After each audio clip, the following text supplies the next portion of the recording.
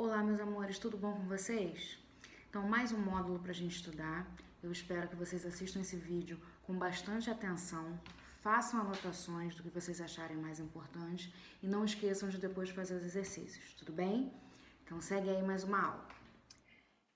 Grécia, o helenismo, capítulo 17. Na aula de hoje, nós vamos estudar sobre as guerras que aconteceram durante esse período na Grécia Antiga. Guerras médicas. Esse nome não tem nada a ver com médicos, então não eram médicos que entravam em guerra. Mas guerras médicas também eram conhecidas como guerras greco-pérsicas, ou seja, era um confronto entre gregos e persas. Os persas também eram chamados de medos, por isso o nome guerras médicas, tá? Cuidado para não confundir. Então, o que eram as guerras médicas? Foram guerras entre os gregos e os persas. Isso acontece mais ou menos no século V antes de Cristo. Como é que está o Império Persa nesse momento? Ele era muito grande e muito poderoso. Por exemplo, ele já tinha dominado a Mesopotâmia, a Fenícia, a Palestina dos hebreus. Então ele já tinha um grande território e agora estava de olho no território da Grécia. E aí começou o confronto. As principais batalhas dessas guerras. Tivemos três principais batalhas. As batalhas de Termópilas, e essa batalha ela ficou muito conhecida porque dentro dela houve a Batalha dos 300. O que foram os 300?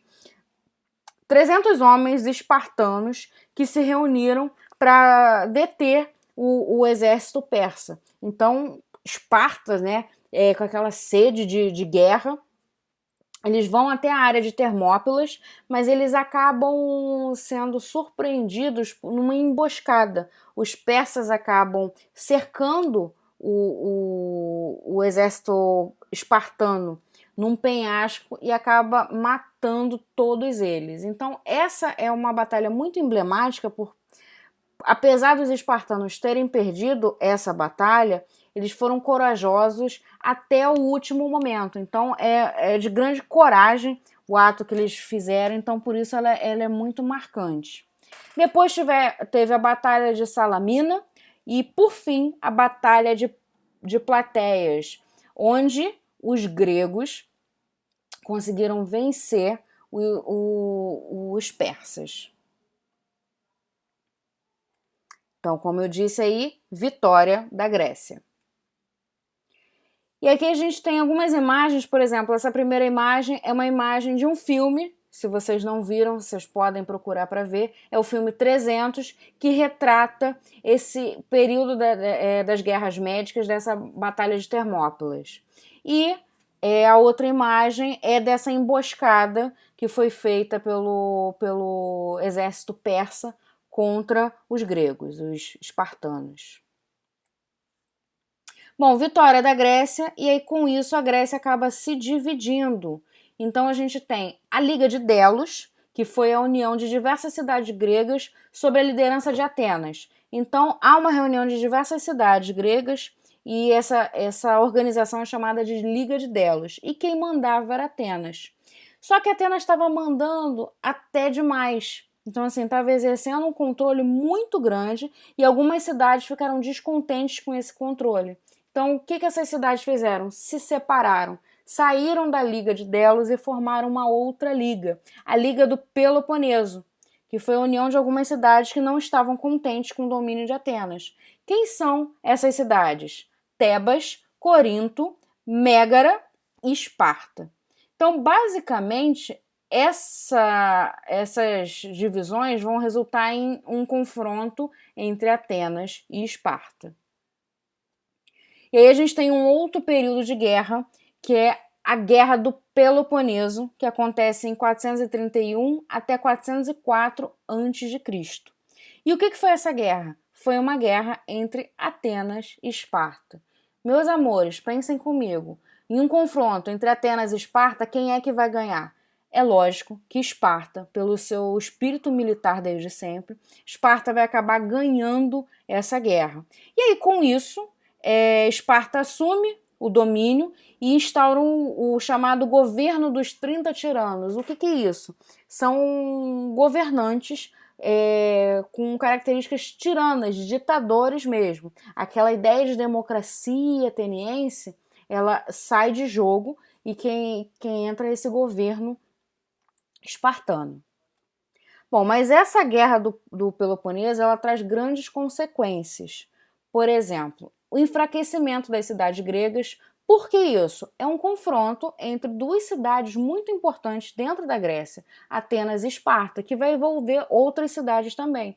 Isso vai enfraquecer as cidades. Então, ao invés de a gente ter todas as cidades organizadas para um único objetivo, a gente tem uma divisão dentro de um território. Isso vai enfraquecer não só as cidades, como a própria Grécia.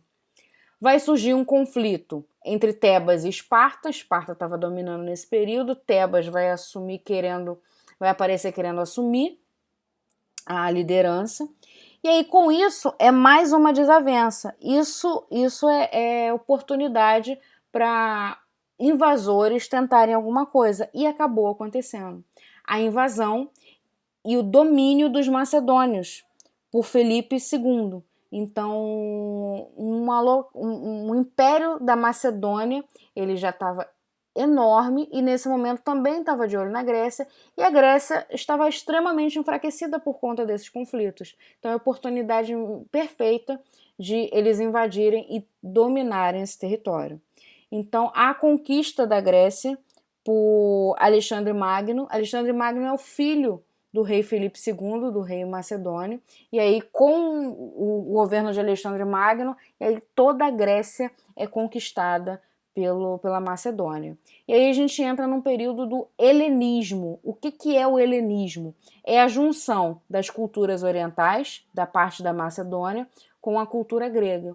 O que é muito interessante do Império Macedônio é que, diferente do que geralmente os outros povos fazem, eles não rejeitam a cultura que eles dominaram, eles se aproveitam. Então vão aproveitar o teatro, as artes, a filosofia, e vai mesclar com a sua cultura. Então a gente tem aí essa junção de culturas que é chamada de helenismo.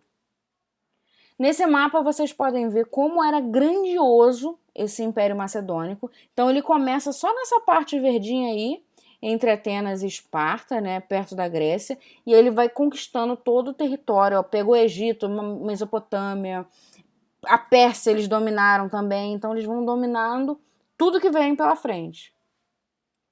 E para finalizar, nós temos aí a imagem de Alexandre Magno, que também ficou conhecido como Alexandre o Grande, devido às suas imensas conquistas. E agora vocês vão fazer os exercícios do livro, página 23 e 24. Vocês vão fazer os conceituais do 1 ao 5 e os contextualizados. Vocês vão fazer os 6, 7, 9 e o 10. Então é isso, meus amores. Espero que vocês tenham gostado, que tenham entendido o conteúdo. Façam os exercícios, tanto esses do livro indicados, quanto os exercícios que vão ser feitos em sala, tá? Durante a aula. E qualquer dúvida, me procurem. Beijo, meus amores. Fiquem com Deus.